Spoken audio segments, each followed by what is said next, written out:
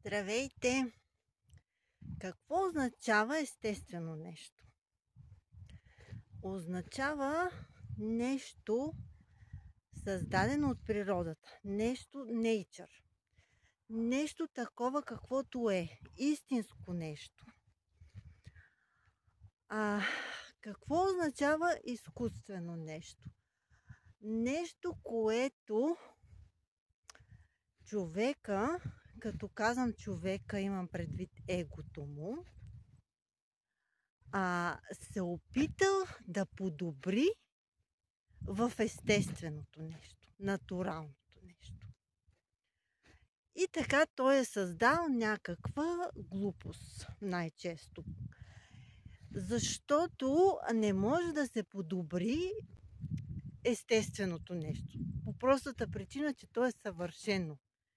То е създадено от Вселената, от космическия разум, такова каквото е. И то е съвършено и няма по-съвършен на негова версия от това, което е създадено от космическия разум. Това важи за абсолютно всичко. За абсолютно всичко важи. Това важи за храната. Всеки ден виждаме как човек се намесва в храната, в отглеждането на култури, в ГМО-то, в пестициди, хербициди, консерванти и така нататък. И виждаме какви са резултатите. Той по този начин иска да подобри качеството на храната, иска да подобри нейния срок на годност, иска да подобри всичко. Така, но ние като енергийни същества, казахме, че сме енергийни същества и казахме, че сме част от великата енергийна матрица. И ние усещаме кое е фалшиво и кое е истинско.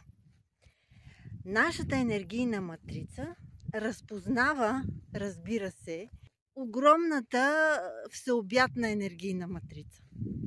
Всичко, което е около нас, всички физически обекти, всички живи същества, абсолютно всичко, казахме, че има материален израз на Земята и освен, че има материален израз, той има енергия, която стои зад него, за този материален израз. Енергийна матрица.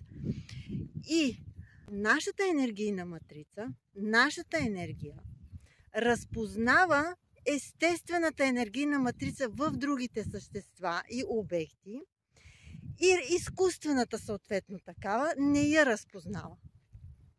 Тоест, приемайки фалшива храна, приемайки ГМО, нашата ДНК матрица не разпознава да кажем, че това е домат, че това е хляб, жито, че това е мляко и така нататък. Тя не знае какво е това нещо. И съответно не може да го обработи, не може да извлече ползи от него и то само и пречи, само и тежи, само я затруднява и натоварва. Същото нещо важи да кажем за дрехите. Защо се предпочитат дрехи от естествени материи? Защото нашата, не само че дразнат кожата, някои хора си мислят, че се получават алергии и такива неща. До някъде и това е причината, но не само. През естествената материя преминава енергията, т.е. тя е естествен проводник на енергията. Ние ако носим дреха, да кажем, от естествен памук или куприна или някаква друга естествена материя, енергията, която е около нас в пространството, преминава през тази дреха и достига до нас и чрез кожата ни. И съответно дреха от изкуствена материя спира тази енергия. Затова дрехите от изкуствена материя ние ги предпочитаме, защото топлят повече. Затова, защото енергията не преминава през тях. Те създават бариера. По същия начин да кажем, ако ходим боси по земята, черпим от енергията на земята, чрез рецепторите на краката си. Ако сме с обувки или ако ходим по някаква изкуствена повърхност, да кажем бетон или асфалт, няма да можем да черпим от тези енергии, от тази сила. И така, това са естествените и изкуствените материи. Естественото и изкуственото. Естественото човека го разпознава Нашата ДНК матрица го разпознава, нашата енергийна матрица го разпознава и може да общува с него. По същия начин, да кажем, ако имаме пломби или някакви корони на зъбите, те не осъществяват контакт с храната и не може да се разпознаят тези енергии, да стане енергиен контакт, защото физическия контакт е прекъснат между двете повърхности.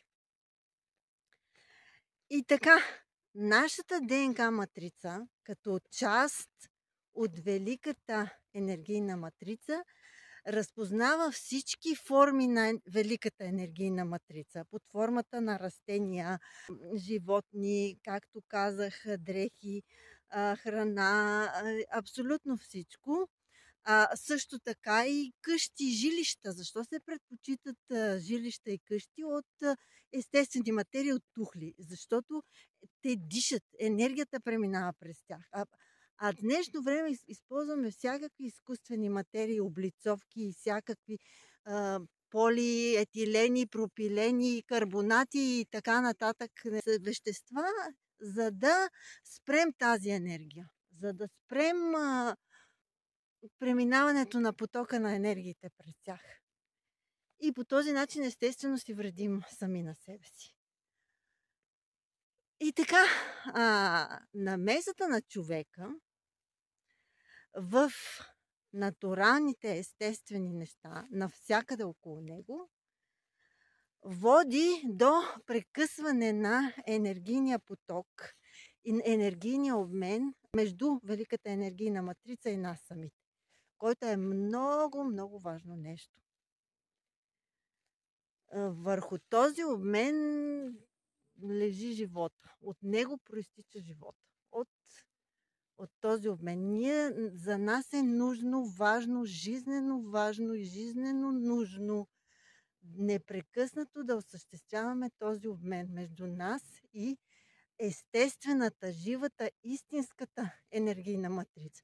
Затова се чувстваме, затова ни е приятно да сме сред природата, защото природата е най-чистия естествен вид на тази матрица.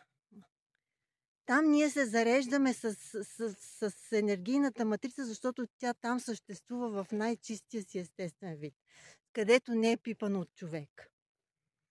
И също така, когато сме болни, например, нали знаете как хората казват, отвори прозореца да проветриш, да влезе чист въздух. Или когато сме ядосани, нещо сме притеснени, нещо не сме на себе си, казваме излез навън на чист въздух, разходи се.